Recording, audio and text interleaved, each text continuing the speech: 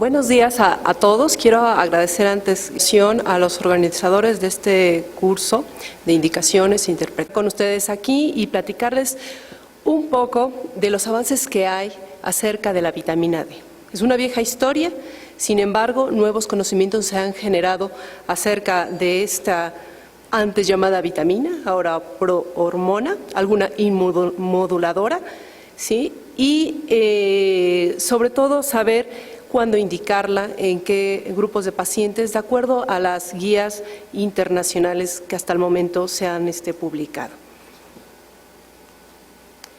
Mis conflictos de intereses, miren, voy a platicarles la introducción, un poquito de la historia, su importancia, recordar aspectos muy generales del metabolismo, cuáles son los efectos, los clásicos por siglos conocidos, y los no clásicos que son los más recientemente conocidos desde hace una década aproximadamente.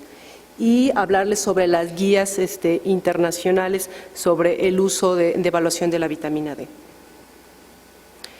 Fíjense, cuando se pone uno a hacer una búsqueda en PubMed con el término de vitamina D, llama la atención que en la última década hay un crecimiento exponencial de artículos, de publicaciones a nivel mundial sobre esto. Prácticamente del 2005 a casi una década después se duplica o se triplica el número de artículos.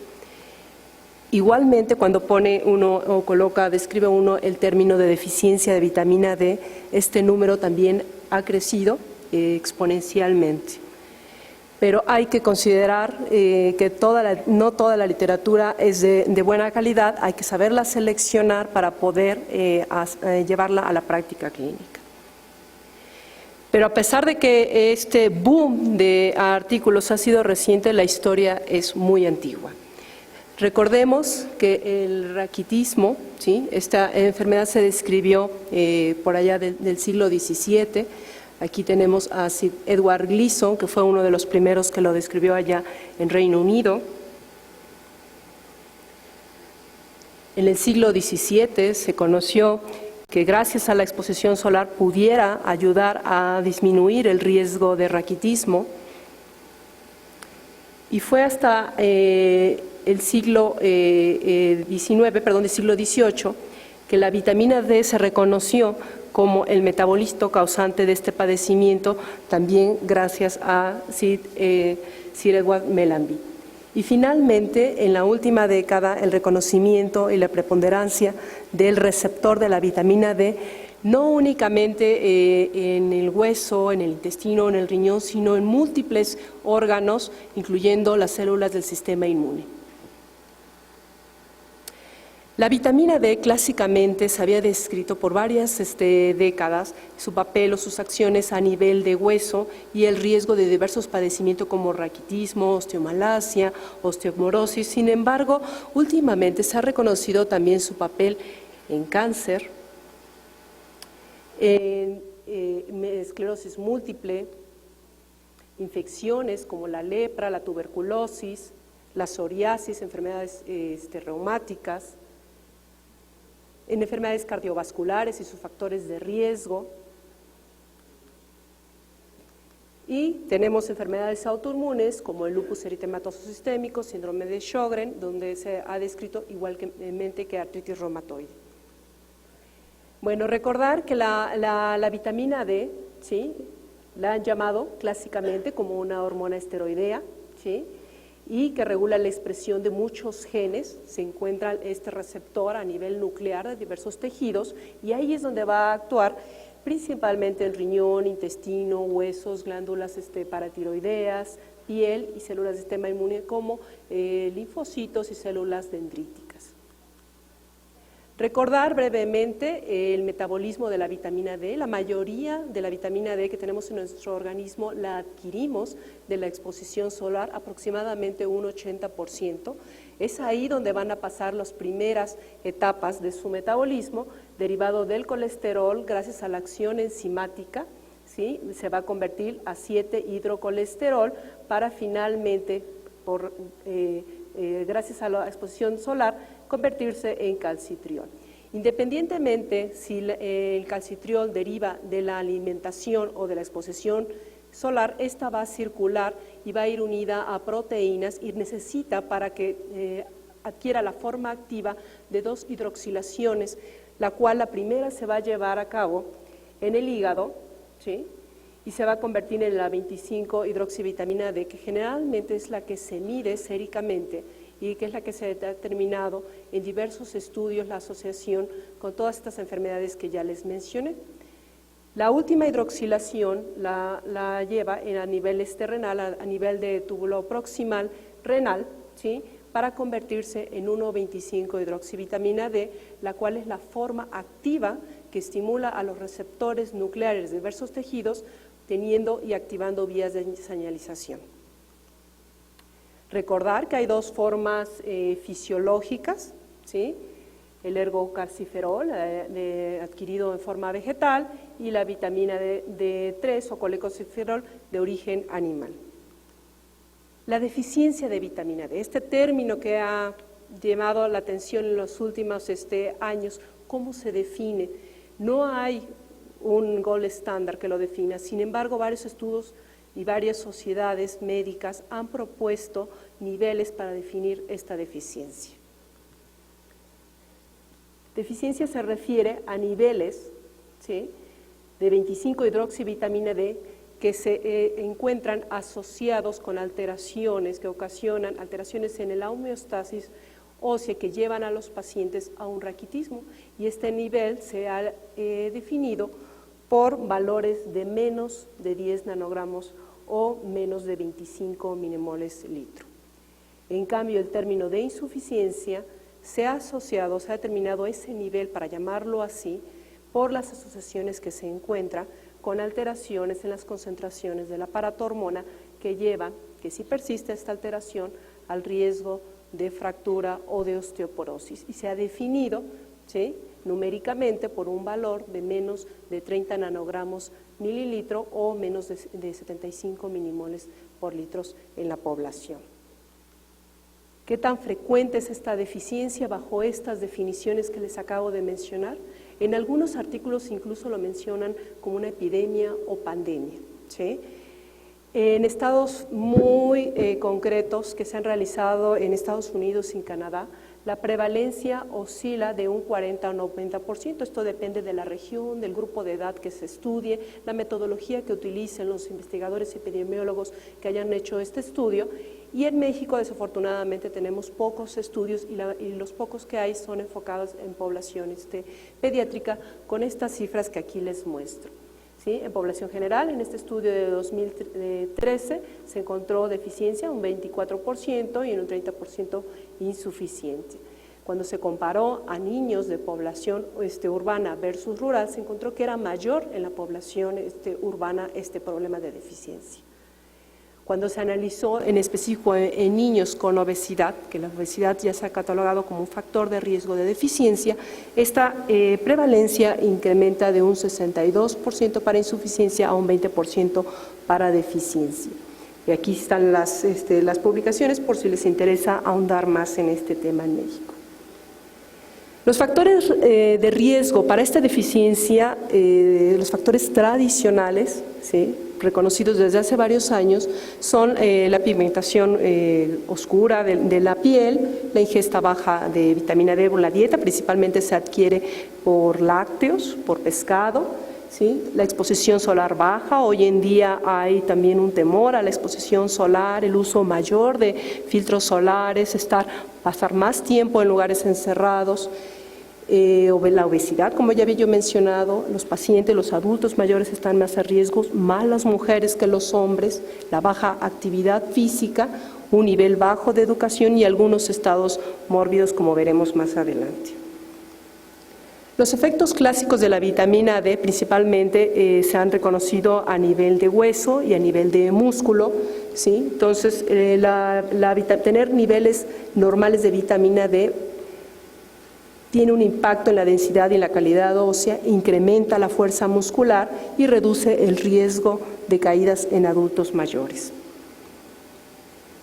Estos efectos clásicos son debido a que la 1,25-hidroxivitamina D tiene varios focos a nivel intestinal, aumenta la absorción intestinal, aumenta la reabsorción a nivel de túbulos renales y mantiene un equilibrio a nivel de hueso, permitiendo una homeostasis y un remodelado óseo apropiado.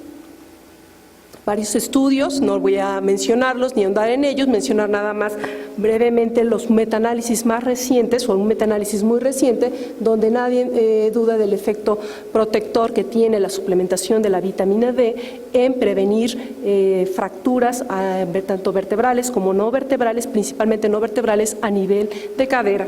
Y aquí están los riesgos con sus dos radios. No es un protector, no es el principal protector, pero sí contribuye a evitar fracturas. Igualmente, sí, se ha asociado y se ha analizado el efecto protector de la vitamina D, la suplementación, en caídas, en estudios de metaanálisis, ¿sí? Bajo estas cifras. Los pacientes que alcanzan cifra por arriba de 20 o 24 tienen menor riesgo de caída, ¿sí? Versus los que tienen cifras menores a este valor.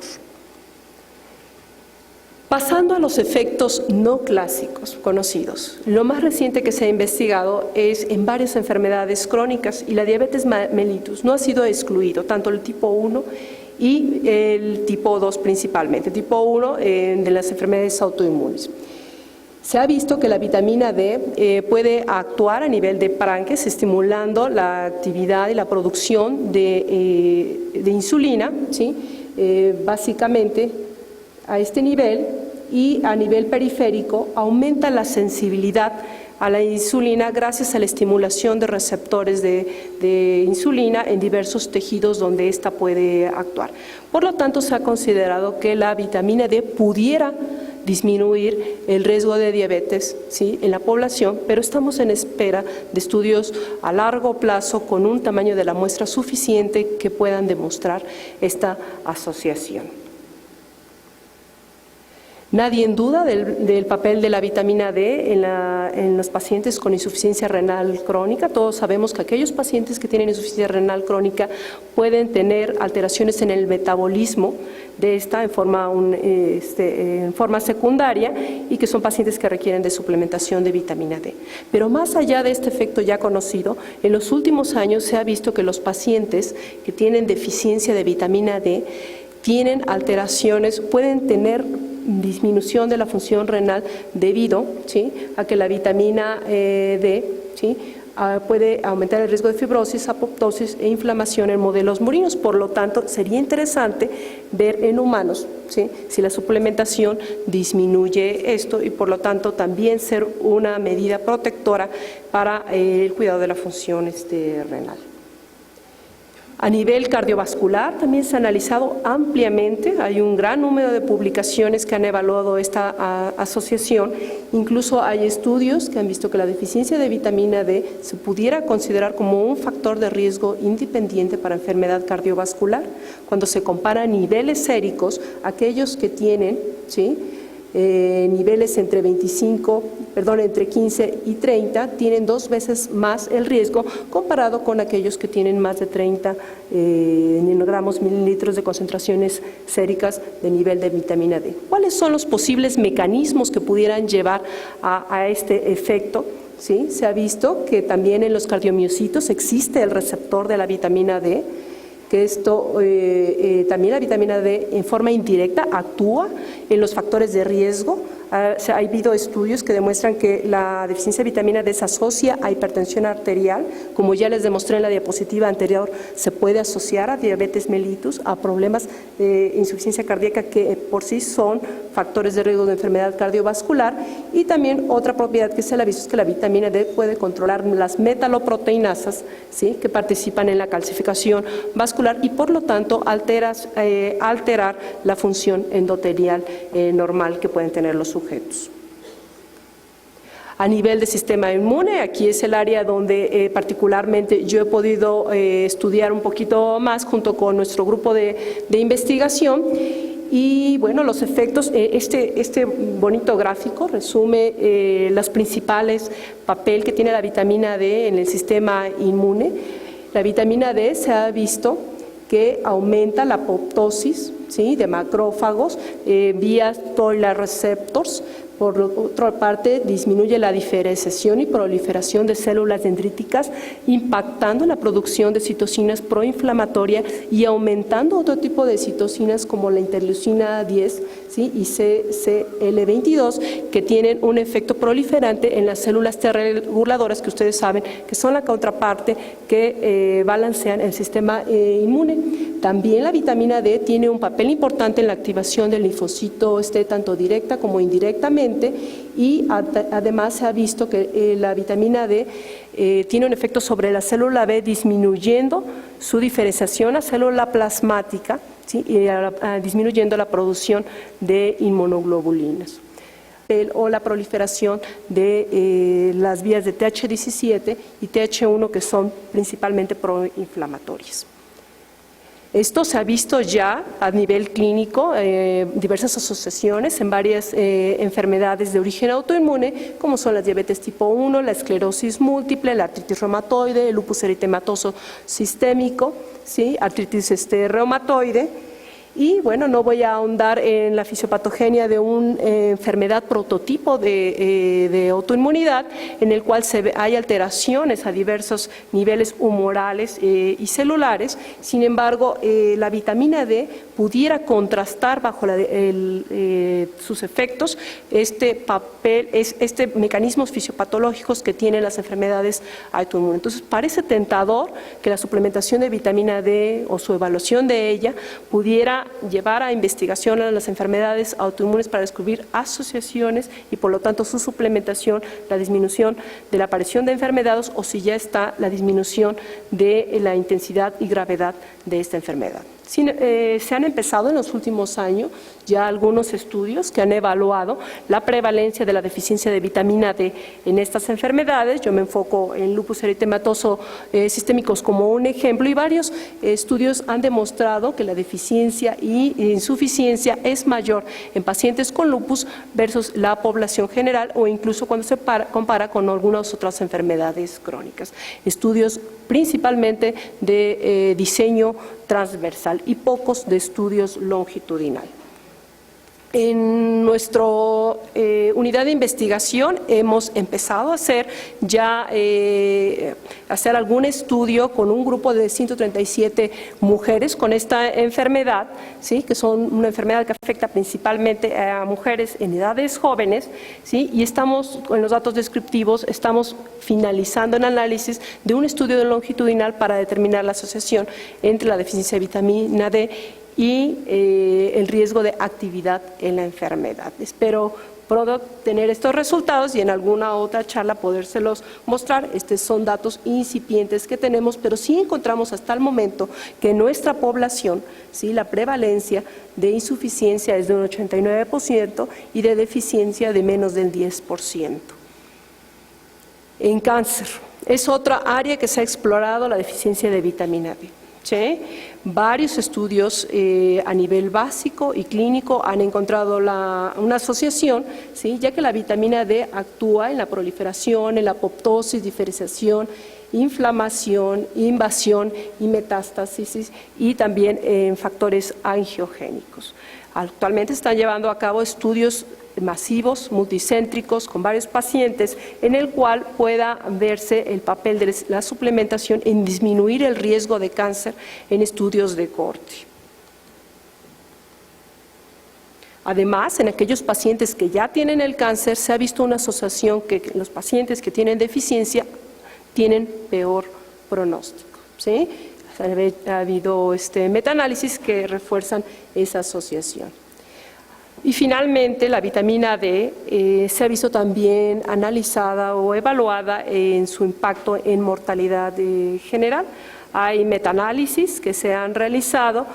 Sin embargo, esta asociación de la suplementación y disminuir el riesgo de mortalidad es un riesgo bajo. Entonces, los autores han concluido en estos dos grandes metaanálisis, uno publicado en el British Medical Journal y el otro en Cochrane, en el cual todavía requieren un poder estadístico más potente, con mayor número de pacientes, para poder confirmar esta asociación. Por lo tanto, bajo estos resultados, para un resultado de mortalidad, los autores aún no recomiendan, ¿sí?, el uso extensivo a la población general de la vitamina D para prevenir mortalidad. Recordando un poco los niveles de vitamina D para aquellos que quieran tener más seguros los datos, el valor deseable que se considera de los niveles de vitamina D es 30 nanogramos mililitro, insuficiencia menos de 30 nanogramos, esto de acuerdo a unas sociedades, hay otras que ponen un punto de corte de 20 y deficiencia menos de 10. Yo creo que ahí hay menos controversia en este nivel para denominar deficiencia. Y se considera el límite superior de seguridad, aquel nivel de 100 nanogramos, es decir, por arriba de ese nivel aumenta el riesgo de toxicidad de la vitamina D, ocasionando hipercalcemia y hiperfosfatemia. Aunque son bajo la prevalencia de estos efectos, hay que considerar este valor como el nivel límite de seguridad. ¿Cuáles son las pruebas que existen para su determinación? Hay diversas ya propuestas en el mercado. Básicamente tenemos, y la más utilizada es la 25-hidroxivitamina D, ¿sí?, la cual tiene una vida media más larga comparado con la 1,25-hidroxivitamina D, y estas son las diversas pruebas que algunos de ustedes estarán familiarizados con ella. Nos ha visto que alguna de ellas sea mejor, ¿sí?, y lo que sí les quiero puntualizar es que la 1,25-hidroxivitamina D, por su vida corta, es menos precisa y por lo tanto es la que se evita utilizar a la hora de determinar los niveles. Aunque sea la forma activa que va dirigida al receptor de vitamina D, es la 25-hidroxivitamina D hasta el momento la que se recomienda a la hora de determinar y catalogar a un paciente como vitamina normal o deficiencia de vitamina D o insuficiencia. ¿Qué nos dicen las guías de práctica clínica? ¿Sí? En los últimos años, varias sociedades se han preocupado para hacerle un uso racional en la medición de la vitamina D y obviamente en la suplementación. Yo me voy a enfocar a lo que han dicho estas guías enfocado a la determinación de la vitamina D. Principalmente las guías más extendidas son a nivel geriátrico, ¿sí?, en adultos mayores de 75 años. ¿Qué nos dicen las guías? Antes de inicio de la suplementación no es necesario realizar estrictamente a toda la población la prueba. Sabemos que es una población que está en riesgo de fractura, sabemos que está en riesgo de caída, pero que no sea una limitante de suplementar el hecho de no tener una determinación, ¿sí? Y cuando ya se inició la suplementación, no es indispensable monitorizar los niveles de vitamina D en todos los pacientes, hasta el momento bajo la evidencia que existe. Pero si por juicio clínico el médico decide determinar la 25-hidroxivitamina D para catalogar antes de iniciar a un paciente en qué estatus se encuentra, el monitoreo se aconseja después de 4 meses de inicio de la suplementación, para poder alcanzar el nivel adecuado, que es por arriba de 20 o de 30 nanogramos mililitros. Considerando que son pacientes adultos mayores donde pueden tener algún problema de mala absorción, que pueden tener algún problema de polifarmacia que disminuye la absorción de la vitamina D, quizás sí sea aconsejable en la práctica clínica determinar un estado basal, ¿sí?, y posteriormente cada 4 meses bajo esas circunstancias de comorbilidad que tiene el adulto mayor. Para el monitoreo, ¿sí?, hay que tomar en cuenta también, además de lo que les decía, algunos fármacos que puede estar tomando el paciente adulto mayor, como fenobarbital, fenitoína, colestiramina, que alteran el metabolismo, ¿sí?, de la vitamina D, o aquellos pacientes que tienen un índice corporal mayor de 30 o síndromes de mala absorción, es recomendable el monitoreo cada 4 meses de la vitamina D. Pasando a otra guía, ¿sí?, propuesta por la Sociedad Endocrinológica, Ellos recomiendan investigar deficiencia de vitamina D solamente en individuos de riesgo, no generalizarlo a toda la población. ¿Sí? Hacer una historia clínica, adultos mayores, mujeres, poca exposición al sol, poca actividad física, algunas comorbilidades, ¿sí? Pudieran ser candidatos idóneos para determinar la vitamina D, pero no extenderlo a la población de riesgo que se pueda catalogar sin riesgo. Estas son algunas indicaciones ya bien precisas en las cuales sí se recomienda medir los niveles de vitamina D. Los clásicos que ya conocemos de la enfermedad ósea, en enfermedad falla hepática, síndromes de mala absorción, algunas enfermedades crónicas, problemas metabólicos, el uso de algunos medicamentos. Fíjense, yo como reumatóloga, somos médicos que indicamos frecuentemente el uso de esteroide y otros medicamentos. Estamos ante una población en riesgo de tener deficiencia o insuficiencia de vitamina D, por lo tanto, pudiera ser aconsejable medir estos niveles en mujeres embarazadas, ¿sí? En adultos mayores, en aquellos que tengan obesidad, pacientes hospitalizados con múltiples comorbilidades y algunas alteraciones en la formación de granulomas son candidatos a esta determinación. De acuerdo a estas mismas guías, ellos recomiendan y confirman lo que ya sabíamos, ¿no? Que es los niveles de 25 y no los de 1,25 hidroxivitamina D los que se deben de evaluar. Ellos muy particularmente definen deficiencia, ¿sí? Bajo este criterio e insuficiencia entre 21 y 20, ¿sí? Y por el momento no recomiendan esta determinación. Finalmente, las últimas guías publicadas por el Task Force de los Servicios de Estados Unidos, ellos se van al contrario, buscan población general, población sana, que no está hospitalizada. ¿Cuáles son las guías? O sea, ¿qué nos dice para la población general bajo toda esta evidencia que existe? Estas guías van dirigidos a adultos mayores de edad, de la comunidad, no están embarazadas ni tienen ninguna de las enfermedades que les mostré en el cuadro anterior. Ellos dicen y confirman, o sea, parece ser que quisieran hacer guías para confirmar y evitar el sobreuso de una medición y hacerlo de forma más racional.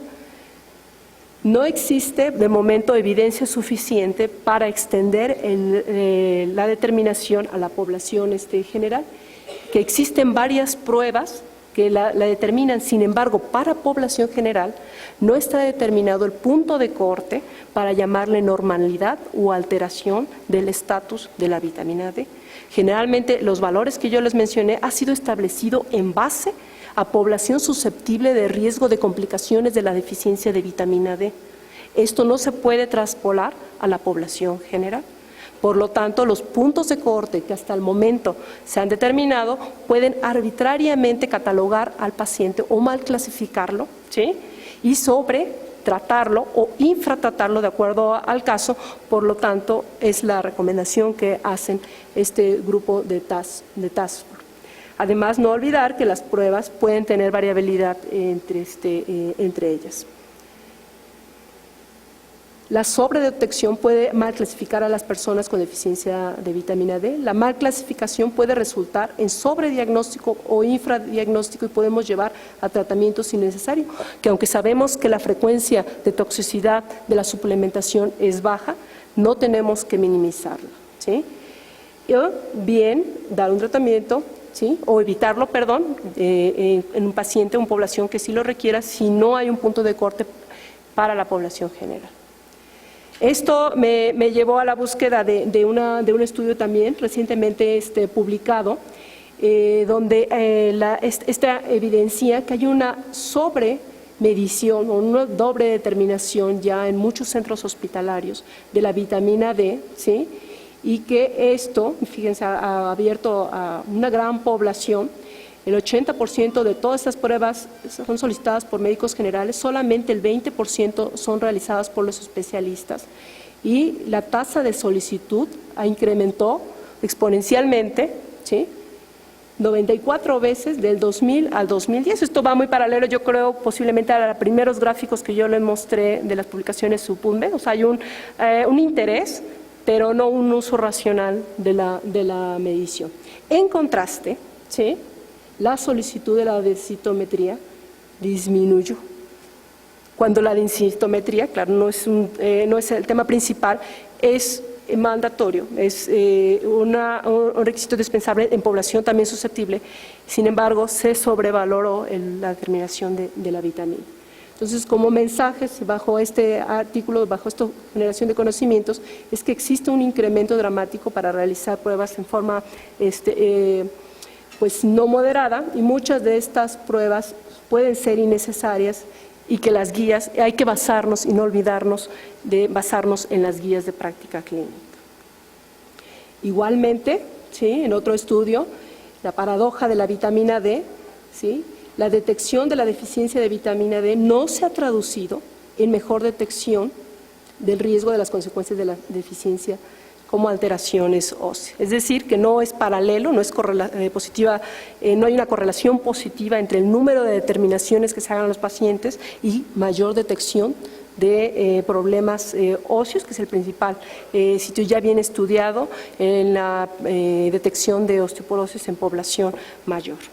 Bueno, esto es básicamente como un mensaje, y finalmente estas mismas guías, ¿sí?, hay que indican el beneficio de la detección y tratamiento temprano, pero en forma racional, y tratar la deficiencia B asintomática no se ha visto que impacte en los pacientes con cáncer, diabetes mellitus y riesgo de muerte. O sea, que más allá de la indicación de pedir la prueba y tratarla para prevenir problemas óseos, ¿sí?, como la osteoporosis, osteomalacias, más allá, la evidencia que existe hasta el momento para prevenir otras enfermedades todavía es limitada, y que tenemos que esperar estudios a largo plazo con un número muy grande de población.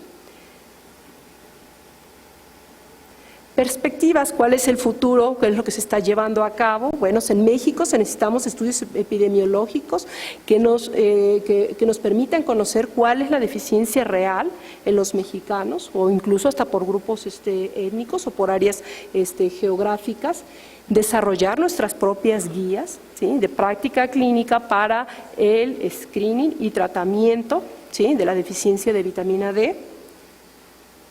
Y finalmente, ¿sí?, actualmente se están llevando diversos estudios, son estudios registrados, ¿sí?, que todavía no muestran resultados, pero miren la cantidad, no sé, espero que puedan ver las personas de allá atrás las cifras. Si no, ahorita en la parte inicial estaba mi correo electrónico, en la última diapositiva también dejé mi correo electrónico, con mucho gusto, si hago retroactivo, enviarle alguno de los artículos que aquí les pueda interesar.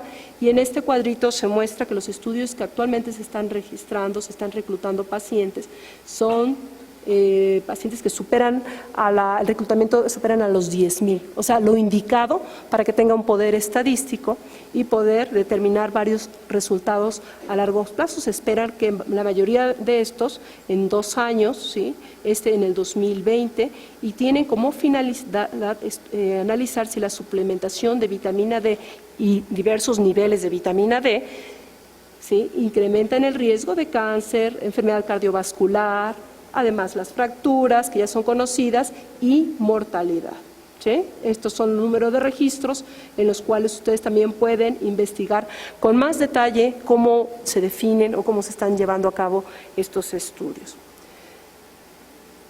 Otro concepto que se está llevando a cabo o se está iniciando apenas, esto de treat to target. Este treat to target no es nuevo en otras enfermedades, en otras patologías. En el área de reumatología, artritis reumatoide es la base ya para tratar a los pacientes, y se empieza ya a explorar en la vitamina D. Esperemos que pronto tengamos resultados en el cuales diversos niveles basales predigan un resultado, donde además, después de la suplementación y el monitoreo, a cuál es el nivel que tenemos que llevar, pero no va a ser la cifra seguramente de 30 nanogramos para todos, va a depender de la patología en el cual se esté implementando la suplementación de vitamina D. Pero ese es el futuro hay que esperar y de momento hay que usar en forma racional la determinación y la suplementación de la vitamina D.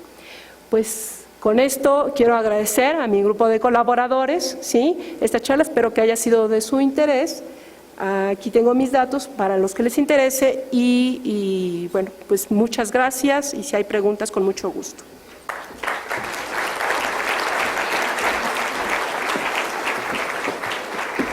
Gracias, doctora Claudia. Si hay preguntas o comentarios, por favor. Doctor.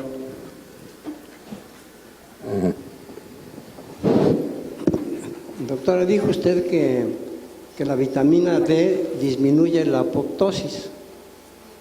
Yo estoy en contra de lo que dijo porque la apoptosis es la muerte celular que nos da vida.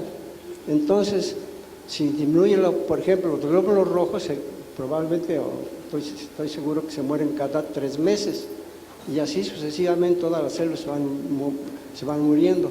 Entonces, repito, estoy en contra de eso, de que disminuye la apoptosis, entonces nos daría cáncer a todo el mundo. Gracias, doctor, por su comentario. Mire, esto ha sido en modelos murinos, ¿sí? Falta explorar más, claro. Es la evidencia que hay para algunos modelos de cáncer, no para todos, no se puede generalizar.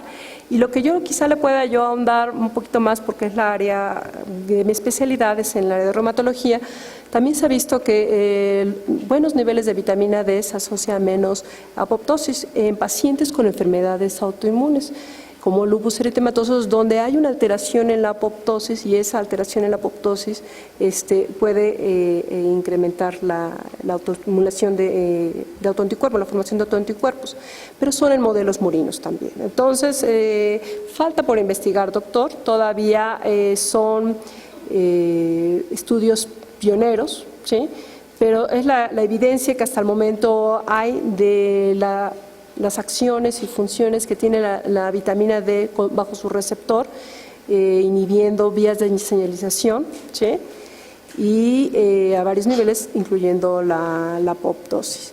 Está el artículo publicado en Nature Review Cancer, y bueno, ellos mismos también concluyen que falta mucho por explorar, son datos incipientes, pero que da pie a llevar estudios clínicos de asociación con diversas enfermedades.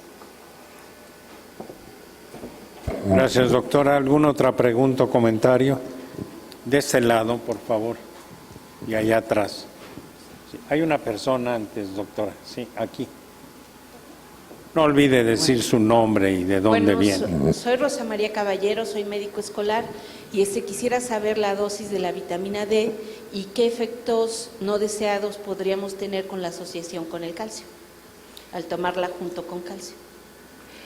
La dosis de suplementación varía al grupo de edad, ¿sí? Generalmente se recomienda de 600 a 800 unidades diarias en población menor de 75 años y por arriba de 75 años dosis por arriba de 800 unidades diarias. Es en general lo que han dicho diversas asociaciones médicas. En relación a los efectos colaterales, se ha visto generalmente puede ocasionar hipercalcemia, hipercalciuria, hiperfosfatemia. Entonces, en población general sí se recomienda por lo menos de vez en cuando determinar un calcio sérico, determinar un calcio en orina de 24 horas para evitar complicaciones asociadas a la hipercalcemia y a la hipercalciuria. Pero la prevalencia de estos efectos colaterales relacionados a tu toxicidad son bajos, generalmente se han catalogado de ser alrededor de un 10 a un 15% de los que se suplementan. Gracias. Allá atrás hay una pregunta. Soy la doctora María Guadalupe Pantoja, vengo de Jalapa, Veracruz. Doctora, en la osteopenia se recomienda mucho calcio con vitamina D. ¿Aquí hay que dar solamente vitamina D o calcio? No, si es osteopenia, doctora, hay que ver el contexto general del paciente y medir otros factores de riesgo, incluso si usted puede medirle el FRAX. El FRAX es un índice o una herramienta aprobada por la OMS y también aprobada en varios o traducida a varios idiomas, incluido, está aprobado o validado en México, es de libre acceso y ahí en Internet usted puede incluir datos como edad, antecedentes familiares de fractura, dosis de algunos medicamentos, los niveles de densitometría a nivel de cadera, ¿sí? Si tiene alguna otra enfermedad como la artritis reumatoide, son algunos ejemplos, si es mujer o es hombre. Y ese índice tiene la capacidad de predecir el riesgo de fractura a 10 años, ¿sí? Entonces, y toma en cuenta no nada más la densitometría, sino todos los factores. La densitometría es muy importante. Y cuando tiene uno de osteoporosis en una mujer posmenopáusica, nadie duda en que requiera dar, además de la suplementación, algún tratamiento como bisfosfonatos. Sin embargo, cuando es osteopenia, que todavía no tiene el nivel para llamarse osteoporosis de acuerdo a la Organización Mundial de la Salud, ¿sí?, se requiere ver la historia completa y el FRAX es la vía en el cual conjunta los factores de riesgo tradicionales para fractura, ¿sí? Entonces es una herramienta que yo le sugiero que lo pudiera utilizar, es accesible, ¿sí? Y de acuerdo a ese riesgo, evaluar, pero en forma individualizada, ¿sí?, a los pacientes y ver primero la suplementación, y generalmente la suplementación es combinada, calcio con vitamina D, si no hay contraindicaciones para su uso, ¿sí?, y si el riesgo es mayor, valoran en el contexto también un tratamiento antirresortivo, un tratamiento ya enfocado a la osteoporosis, ¿sí? Gracias. Sí, doctora. Buenos días, mi nombre es René Galindo, soy estudiante de la Facultad de Ciencias Químicas de la UAP y mi comentario va enfocado directamente a la administración y es que tengo entendido que existen diversas presentaciones de la vitamina D y no siempre es vitamina D, sino vitamina D3 o vitamina D2. Entonces, ¿cómo es que los médicos recetan la vitamina D si tal vez no se sabe el problema al cual está afectando? Es decir, por ejemplo, en un daño renal, ¿cómo se puede administrar? O sea, tú le dices al paciente, no, pues necesitas vitamina D, y normalmente el paciente va a la farmacia, pide la vitamina D, le dan todas las presentaciones que se presentan, pero todas estas presentaciones tienen diversos costos. Entonces, el paciente, tal vez por ausencia de conocimiento, pues se va por la más barata, y tal vez la más barata es la vitamina D2, y tal vez esa vitamina D2 no es la que en verdad necesita, tal vez necesita la vitamina D3 o la vitamina D ya directamente activa. Entonces, ¿cómo es que se le puede orientar a los pacientes? Bueno, más bien, se le debería de orientar al paciente que debería de adquirir la presentación que él necesita y no la que sea más barata. Entonces, ese comentario va para que se le ilustre a los pacientes que pues no se vaya por lo barato, sino que por lo que necesita en verdad, porque por ejemplo un paciente con daño renal no puede adquirir tal vez la forma de ergosterol, que es la vitamina D2, sino que ya necesita la forma activa por la deficiencia que tiene en el riñón y no puede activar la enzima. Entonces, el comentario va a que se ilustre a los pacientes, a que pues no se debe de irse por lo barato, ni por lo que se le ofrezca, sino lo que en verdad necesita. Y bueno, eso es todo. Muchas gracias. Gracias, doctor, por su comentario. Nada más añado que también no olvidar las medidas generales. A veces nos quedamos nada más con la idea de la suplementación y no hay que olvidar darle indicaciones a los pacientes acerca de la dieta, de los alimentos ricos en vitaminas D y de calcio, si es que también lo requiere, y que si no tiene contraindicación, exponerse al sol en ciertas horas del día por un tiempo moderado, en personas mayores. Estos recomendaciones a veces las pasamos por alto y nos vamos directamente a la indicación farmacológica cuando también son importantes. Gracias, doctora. ¿Algún otro comentario, alguna pregunta? Llama la atención en una de sus diapositivas, doctora, el 80% de los médicos generales están solicitando esta prueba. En México el 70% de la medicina es a través del médico general. Creo que la avidez que hay del médico general por actualizarse y capacitarse puede ser el reflejo de este tipo de solicitudes. Mucha razón, doctor. Por eso me gustó este estudio y mostrárselo, lo que demuestra a veces no nada más el uso, sino el abuso de algunas determinaciones cuando se está infravalorando otras, como es la densitometría, por ejemplo, ¿no? Entonces, para esto, las guías de práctica clínica, no olvidarlos, y aunque la evidencia o la literatura está inundada de información sobre la vitamina D, saber seleccionar los estudios, analizarlos críticamente, ¿sí? Acordar que no asociación no significa causalidad, ¿sí? Entonces, valorar desde muchas perspectivas para tomar una decisión. Y las guías de práctica clínica, afortunadamente, aunque en nuestro país no haya, otras sociedades médicas se han preocupado, y tenerlas a la mano, involucrarse en ellas para poderlos llevar a la práctica clínica. Sí. Gracias, doctora. ¿Alguna otra pregunta o comentario? Bien, quisiera primero ofrecer una disculpa a la doctora Lucila Castro porque no tuve la atención de ofrecerle el obsequio que están entregando y su constancia, pero veo que ya le llegó. Y a la doctora Claudia Mendoza, si nos hacen favor de entregarle su obsequio y su constancia. Y un aplauso para... Muchas gracias.